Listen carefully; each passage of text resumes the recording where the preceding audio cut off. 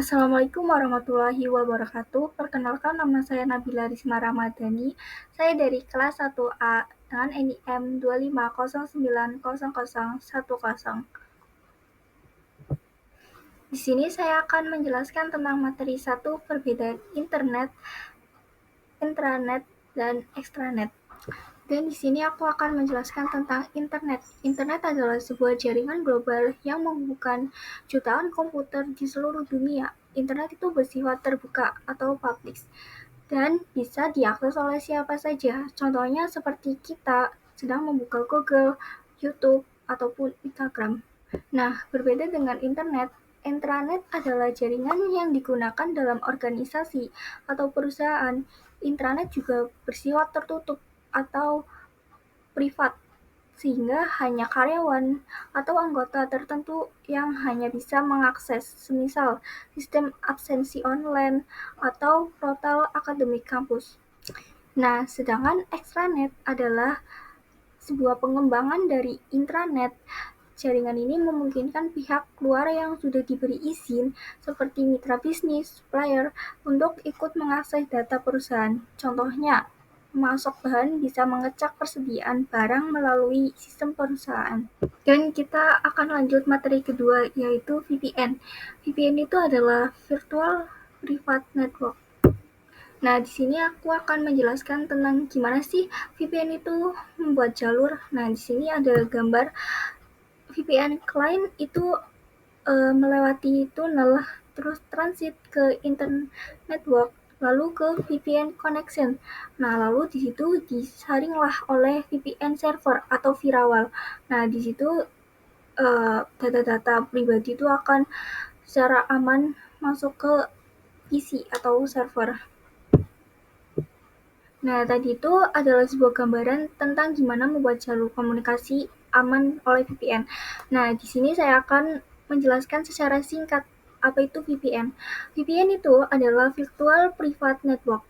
Nah, di mana itu teknologi ini membuat jalur komunikasi secara aman dan terenkripsi antar komputer kita dengan server. Nah, fungsi VPN itu apa sih? Nah, fungsi VPN itu satu, menjaga keamanan data menggunakan jaringan publik. Nah, kedua, menyembunyikan alamat IP agar identitas kita lebih terlindungi. Ketiga, memungkinkan kita untuk mengakses jaringan perusahaan dari jarak jauh. Nah, itu dapat diberi contoh ketika kita seorang karyawan bekerja dari rumah, ia bisa tetap mengakses internet kantor dengan aman melalui VPN. Kita lanjut materi ketiga, yaitu cara kerja ISP atau Internet Service Provider. Nah, di sini ada sebuah gambaran tentang kita, ISP dan internet. Nah, ISP itu perangkat utama yang membuat kita bisa terkoneksi dengan sebuah internet. Nah, ISP itu bisa menggunakan router atau modem. Nah, di sini ada cara kerja ISP. Nah, perangkat kita atau sebuah komputer atau HP terhubung dengan modem atau router. Nah, dari modem tersebut, sinyal diteruskan ke jaringan ISP. Nah, ISP itu menghubungkan kita dengan internet global melalui jalur backbone. Nah, lalu pemrosesan browsing dipandu oleh DNS server. Nah, untuk menemukan alamat situs yang kita ingin buka atau ingin browsing, ingin dicari-cari. Nah, kita lanjut ke materi 4, yaitu TCP atau IP. Nah, TCP itu Transmission Control Protocol dan IP itu Internet Protocol. Dan di sini ada sebuah gambaran tentang TCP atau IP, yang dimana itu ada sebuah komputer yang sudah mendapatkan alamat IP, lalu terhubung dengan router dan dapat mengakses internet dan membuat data-data ke menuju TCP itu terhubung dengan router satunya ke server.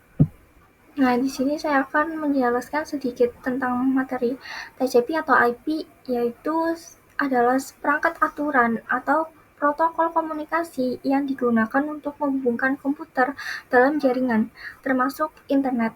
Dan tugas IP itu adalah mengatur alamat addressing dan mengirim data antar perangkat. Setiap perangkat itu punya alamat IP supaya mudah dikenal. Lalu TCP itu bertugas memastikan data yang dikirim itu dengan benar, berurutan, dan tanpa adanya yang hilang. Nah, jika ada data rusak atau hilang, TCP itu akan meminta IP itu mengirim ulang. Nah, dari 4 materi itu kita dapat simpulkan yang pertama, internet itu adalah jaringan global yang terbuka, sedangkan intranet itu adalah bersifat internal untuk organisasi, dan extranet itu memungkinkan pihak luar yang diizinkan itu ikut mengakses. Nah, kedua, VPN. VPN itu memberi jalur komunikasi aman, melindungi data, menyembunyikan identitas, dan mendukung akses jarak jauh. Nah, ketiga, ISP yang berperan sebagai penghubung utama antara perangkat kita dengan internet global. Nah, keempat, TCP atau IP adalah protokol dasar internet yang memastikan data dapat dikirim dan diterima dengan benar. Nah, dengan mengakhiri presentasi saya dengan memahami konsep ini, kita bisa lebih mengerti bagaimana jaringan komputer bekerja, secara pentingnya keamanan dan pengolahan akses. Sekian dan terima kasih. Wassalamualaikum warahmatullahi wabarakatuh.